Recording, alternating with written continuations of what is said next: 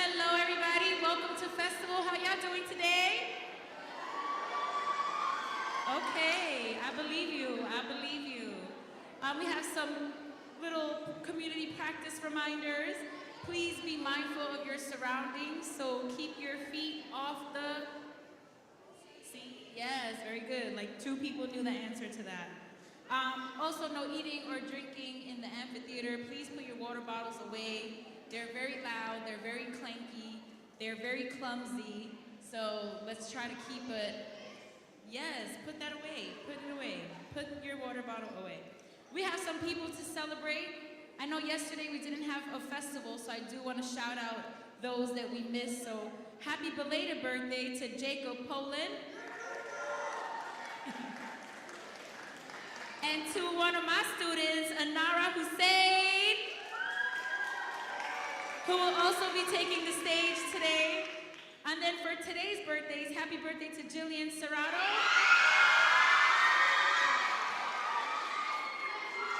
Let me back up. All right, keep that same energy for Sebastian Sherbin. Are y'all just making up? That's probably not even Sebastian. Why y'all just bother? It is? All right, I'm just messing with you. We have a nature update. Everybody go, ooh. I know, right? So there's a solar eclipse today. It's a total eclipse of my heart, okay? So the total eclipse will be seen from Russia, Greenland, Iceland, Spain, and Portugal. España, yes, and in New York, we're gonna get a partial solar eclipse. So starting at 1:54 p.m., we're gonna have about 10% coverage. Please, for your own safety, please avoid looking at the sun. It is still shining at full power and it can cause some permanent damage to your eyes. So please don't look directly at the sun during an eclipse. Parents that are in the building, if you are taking your students home after festival, please make sure you sign them out at the Oval. All right, so we're not looking all over campus for them as if we lost them. All right, do you guys know one mic? One mic? One mic? Oh, y'all are good. Okay, so today's performances is gonna be our creative writing department, our creative writing squad, the majors. So during their performances, we ask that you keep your voices on mute, right? No side conversations, no strange noises. But what you can do, you can snap. Let me get some snaps. You can do a little clap, little clap. Can we get like a clock it? Can we clock the T? That's right. All right. And when you took a bite of your lunch today, what'd you do? You went, Can I get a All right, let's practice real quick, okay? I'm gonna say something very deep and very poetic, okay? You ready? The ocean. Yeah. See? So if you hear something that resonates, if you hear something that feels relatable that one of these poets share, please show them love. Let's not be rowdy, but let's show them with some snaps or some ahs, okay? So coming to the stage, we have the creative writing majors. Welcome their teacher, Damon. Clap it up for Damon, clap it up for Damon. Good afternoon, seniors. How are we doing? Oh, we can do better than that. How are we doing? Excellent.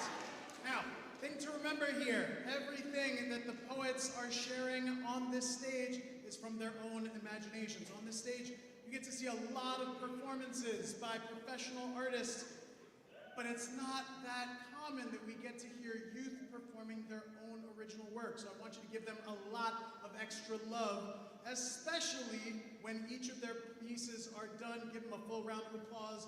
In between, when they're actually performing, feel free to engage in the things that Jay Rose was just talking about. Just make sure that you're listening. That's the first thing that we need you to pay attention to, is the listening.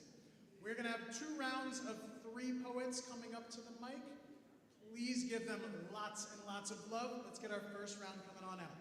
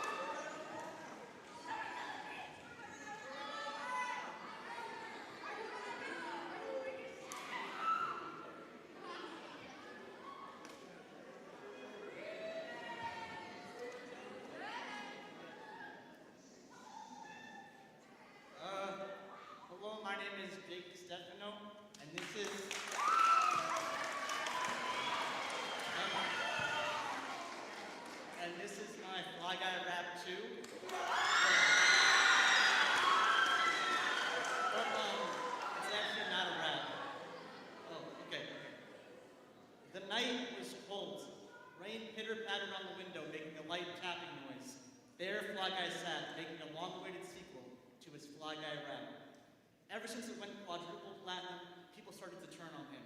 The first review that really hit him where it hurt read, "Man, this sucks. I mean, this song it's horrible, and I just hate it, and I think it should like not exist."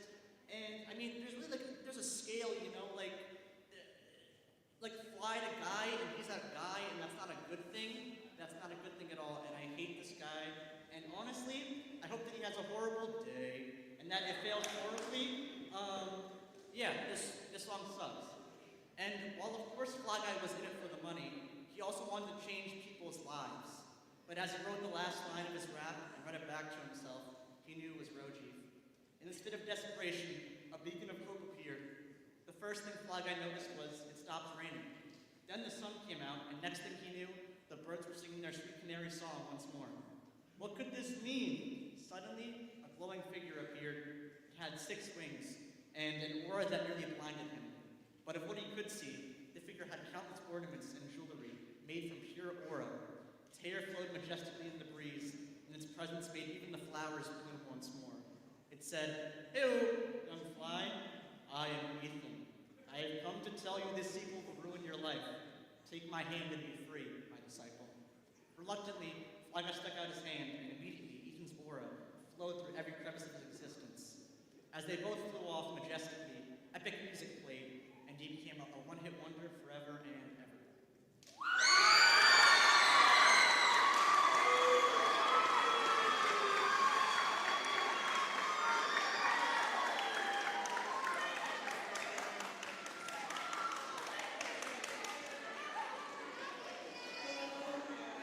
My name is Lee, and this is my poem, My Letter of Resignation. Hello, please accept this as my formal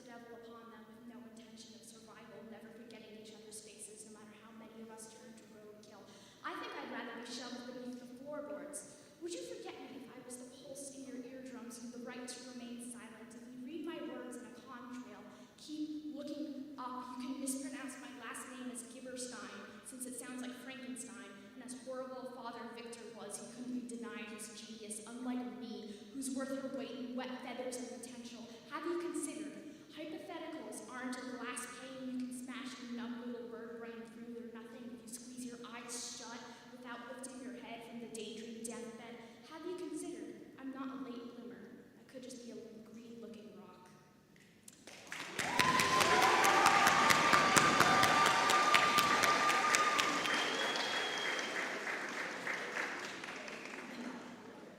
Hello, I'm Georgina Dondero, and this is my poem, Red Sharp Eye Function. Adrenaline junkie finally admitted in, its shaking hands grasp at the bony arms jutting out despite his attempt at folding them aside. He sees himself only as others see him, and he buries the sickness in his gut so the fat tears fall. Black tar devoid is null in thought and cannot seem to question herself, encapsulating every free-form color in a vacuum. Apathetic in his way, nullification of the obstacle in the path of the overseer now only focuses on its underdrives of a desire, not ever sparing a moment to understand. Hulking, clownish, like a boy too big for his skin that still yet shrivels and buries itself only to grow claws and bully his way through the crowd, to streak and splatter over everything, impulsive to do whatever he may desire, despite his ignorance of whether this is a fault of his own.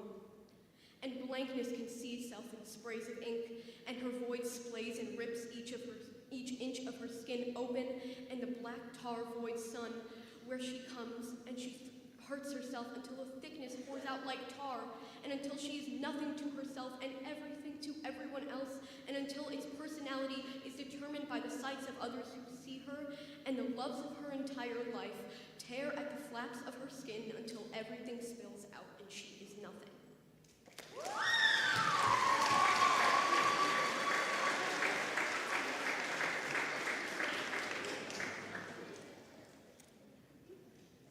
Hello, my name's Lila, and this is a poem that I was supposed to title, but now I just realized I forgot to do that, so yeah. Okay. I think I could make anything poetic if I tried hard enough, because it doesn't take too much brain power to realize that I'm standing up here trying to fool you all simply by rattling the wit off my lips and listing off profound profanities and their numerous definitions until I find the perfect recipe for word sludge soup, because really, I'm a mixologist trying to figure out how much of a dash of sarcasm I should add so I can get it right on the cusp of being gingerly enough. So think about mirrors and trash cans and pickpockets putting phones back in the ferry of their own placement throughout the life of their tickered lumberjack lovers. And chances are you didn't understand the word I just said, but that's poetry for you, baby. And bookcases and stairwells and the books being dropped one by one down the stairwells. Because what's knowledge when you have stairwells? Simple machines are quite lovely if you ask me. And take a look at the door hinges that fit perfectly into their own key sockets when ripped off the wall properly. And I still can't figure out if it's more poetic if it clicks by chance or on purpose. So I'll write both down and let you decide, because poets are lazy, slothful as the stick and poke semicolon tattooed on my wrist, even if I don't want it to be, because I'm not as original as I'd like to be. And the hickory smog, coding joyrides down Palisade Parkway so you can fetch your frothy cousin just like every other Sunday, because ambulances come at too high of a fee for the time they get there. And in the can of sardines you crack open when you arrive, place it 3 times under the nose as a makeshift smelling salt, and hope you didn't grab the anchovies off the counter by accident, and the fire hydrants and the rapid propellers and the nooks you can fit your foot in and become half convinced you made it disappear. And really, it's just a look into the